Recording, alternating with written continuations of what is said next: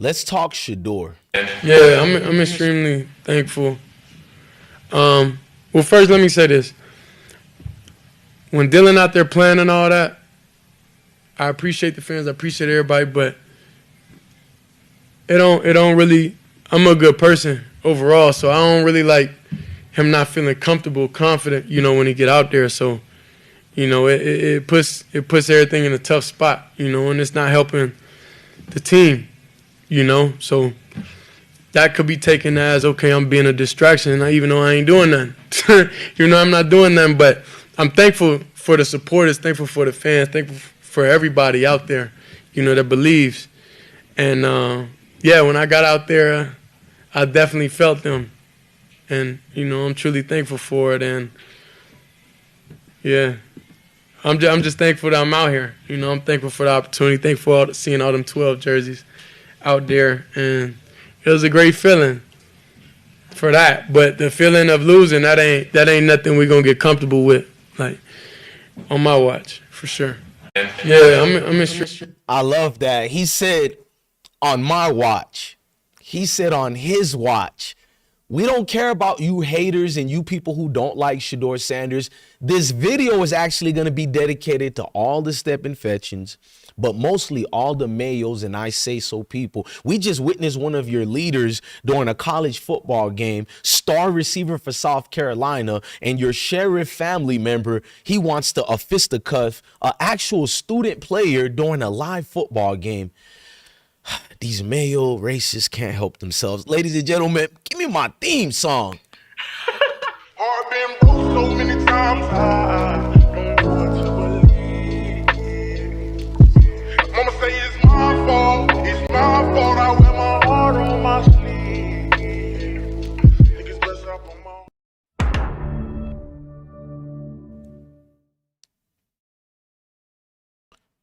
YouTube family, what's good to all the groups of you guys watching today?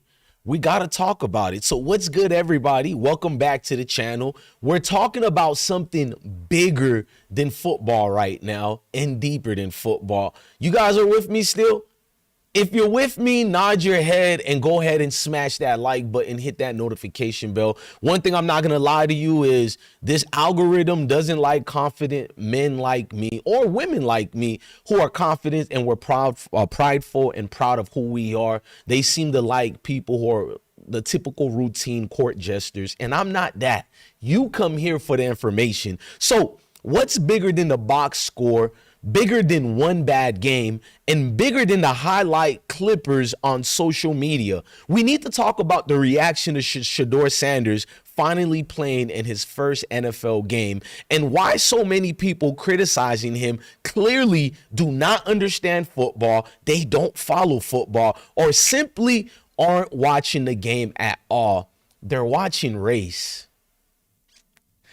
Let's get into the truth and show you guys what I'm talking about. The loudest voices attacking Shedeur Sanders, listen to me, guys, they don't actually watch football. I've been exposing it about the group of people who wake up and blame the 13% for 90% of the failures that went through their life. They blame us, guys. So it's all hatred.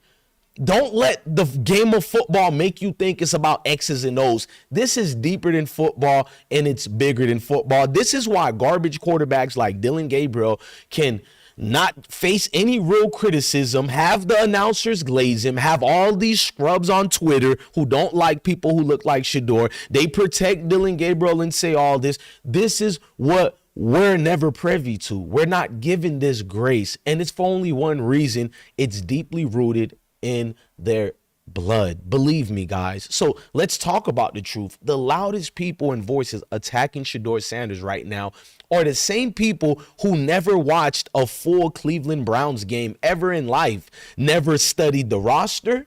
They didn't even know the offensive scheme before yesterday. And majority of the people who watched the game, guess what? They're not even Baltimore Raven fans. They actually hate Lamar Jackson. And many of you football aficionados, you know that. They can't stand Lamar Jackson. Remember, they called Lamar Jackson injury prone and said he shouldn't get his contract. He was already in his 5th year and they said he shouldn't get his contract. Minus Joe Burrow played 3 years, and they said why he should get his contract, even though Joe Burrow versus Lamar Jackson is by far the more injury-prone quarterback. So what would make people tell us that Lamar didn't deserve a contract other than his race and his complexion? They aren't going to bring these things up, but DJ Bless One will bring it up for every single one of you guys. And I'm going to show you how it is about race, because they're not breaking down coverages or protections. They're not talking about play calling, line adjustments, or preparations, or the lack of first team reps that Shedeur wasn't given by Kevin Stefanski. Because remember, these are the same group of people who said Kevin Stefanski was deserving of those 2 Coaches of the Year awards. But we're not going to get into that because they're trolling a player they already had an opinion about. And here's the part they always skip.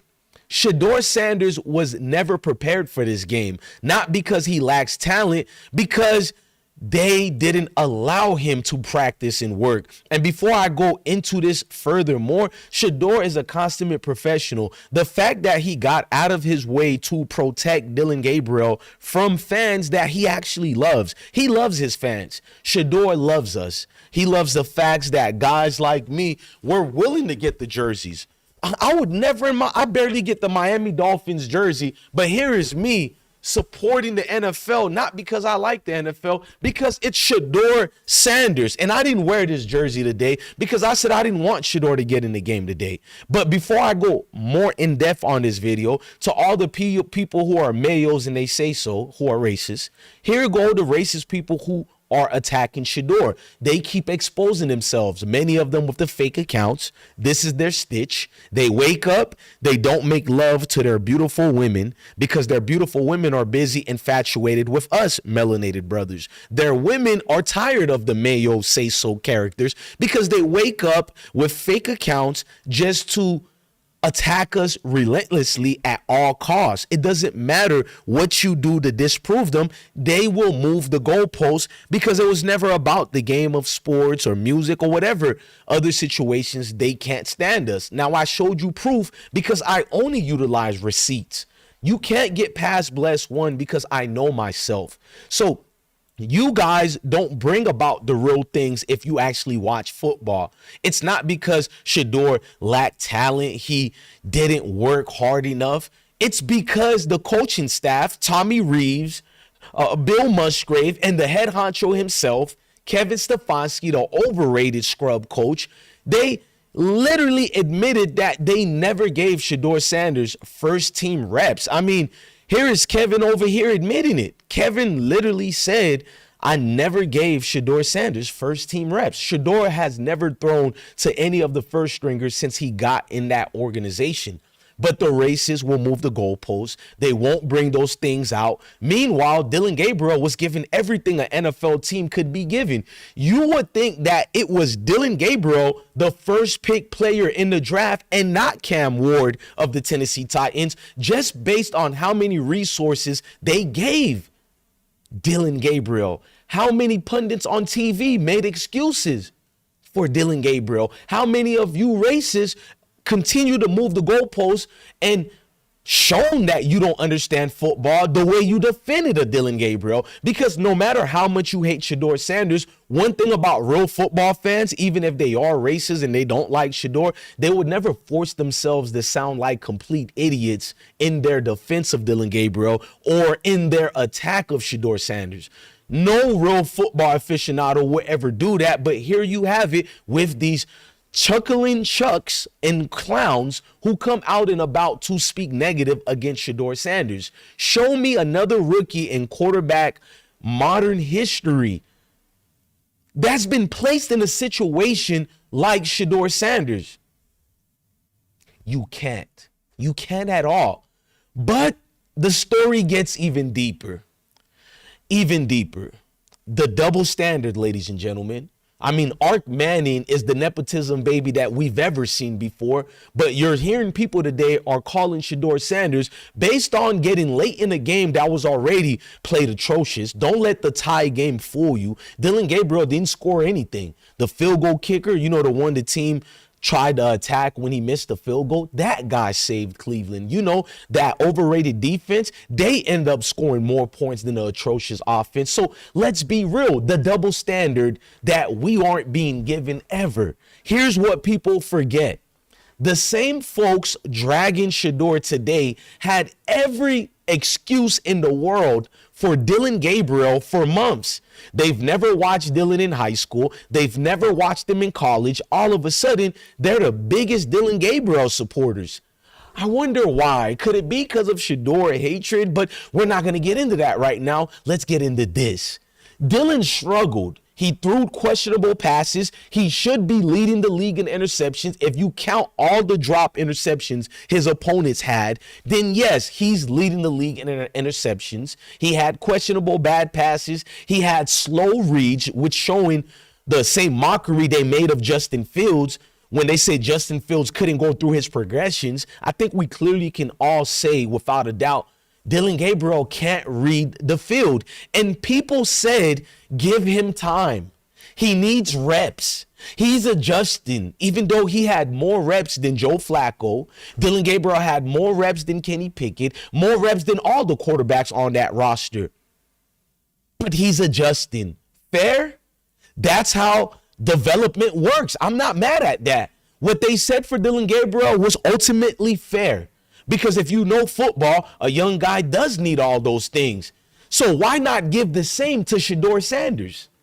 But suddenly Shedeur is thrown into an NFL game with 0 first-team reps, 0 preparations, and instead of being given the same grace, the same patience, he gets mocked. He gets ridiculed.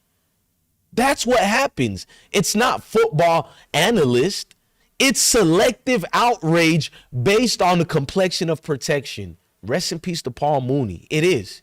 He still gave the team a chance. Did you guys see towards the end of the game how Shedeur was still a field general in there, not putting his head down for you naysayers and you racists? He didn't put his head down. He actually had proper passes once he got acclimated and adjusted. No help to his weak coaching staff. He threw a game-changing pass, and the receiver dropped it. It was good defending, but it was an accurate pass. And guess what? A proper downfield pass that we've been dying to see from Dillon Gabriel.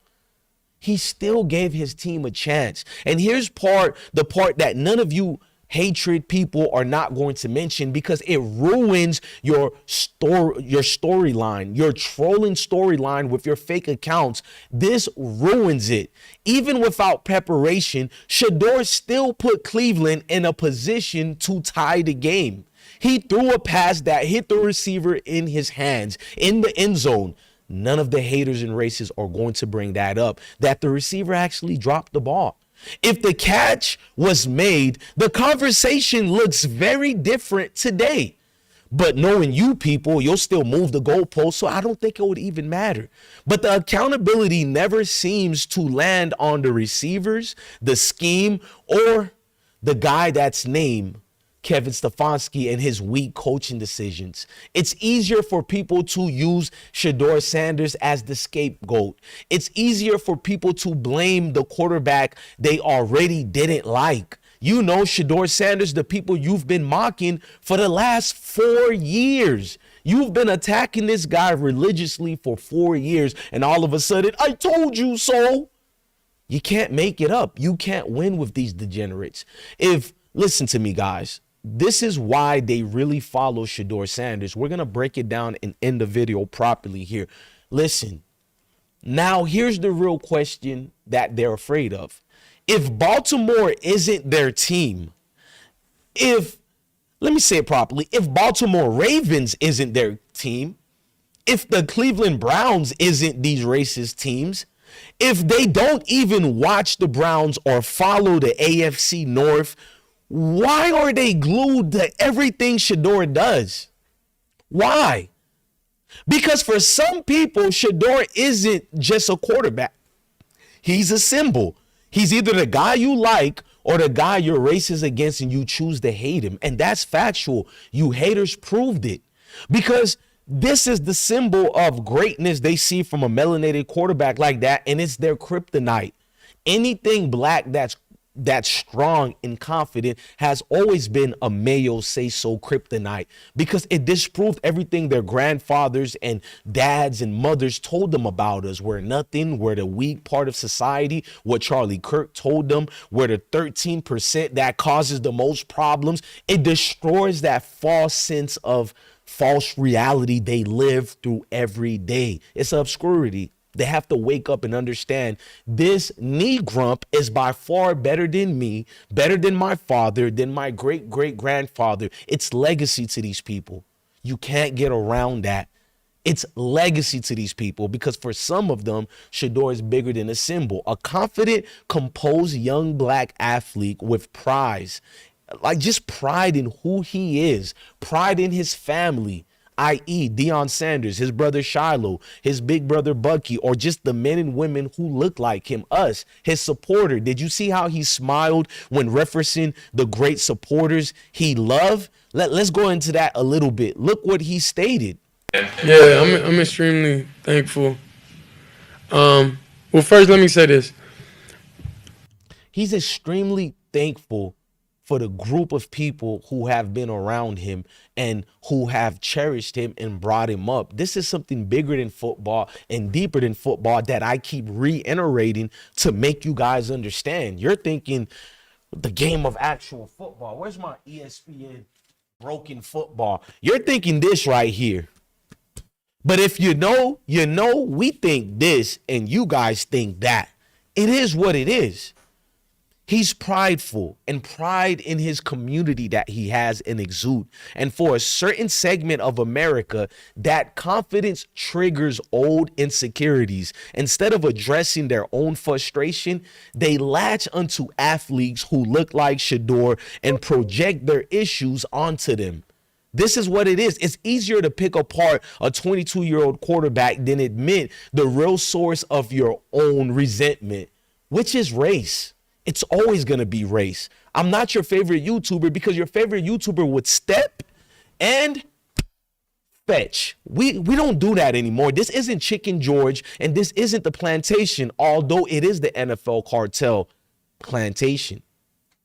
They fear they don't talk about it. That's the fear they don't talk about. The fear that they don't talk about it. That's the story within it in itself.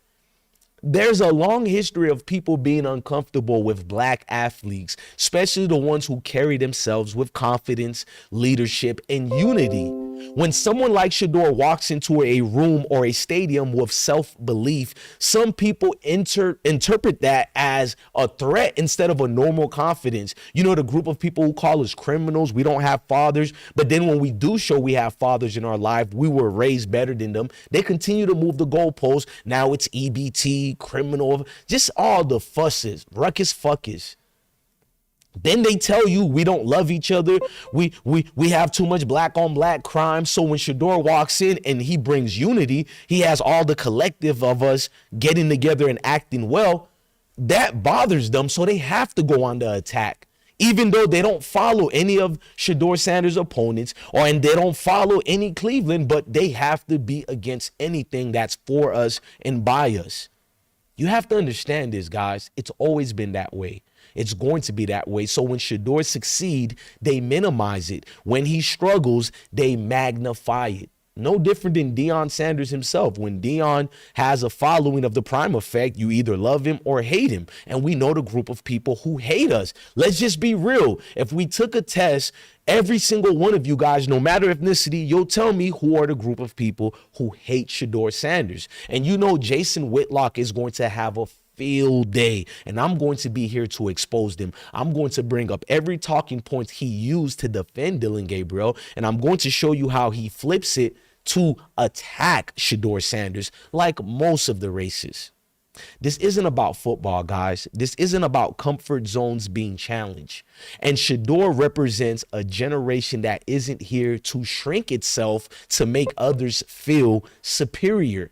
Nah, those days are over with. You might get smacked up if you come in our face outside of those fake account you failures have. This is why the keyboards and the comment sections was built for the racist Mayo people. They understood, they feel this energy, they want to unleash it on us, but they're too afraid of us. So what's the best face to do it? With these fake accounts in the comment sections. Yes, ladies and gentlemen, in Apple Valley, where they create all these AI technologies and they have all these social media platforms and applications, they built the comment sections for the Mayo community to say and disperse all this hatred on us. You better believe them. Because somebody's going to dismiss, bro, you still pay attention to the comment section? Yes. I got that stupid award from YouTube because of the comment section. The comment sections are the people that I got what I got from, meaning I love my supporters and I love my haters because my haters tell me who the hell they are. You can call it a joke, you can call it everything, but it's who you are. So no, the hate Shedeur is getting isn't rooted in football. The people attacking him don't study tape. They don't watch football. They don't follow the Browns or the Ravens. They don't know the situation. They don't understand football. They understand race. They understand they just needed somewhere to aim their hatred and frustration at. And Shedeur Sanders happened to be the target because he's the hype lit one right now. But the story isn't finished, and it's only getting started, especially with DJ Bless One being here. Ladies and gentlemen, I'm DJ Bless One, the absolutely blessed one, and I'm here to say I love y'all. I'm not afraid of them hating us. I love it. I welcome it, and I wish all of the rest of them would stop hiding behind their fake accounts and be open to who they truly are. Heart been broke so many times.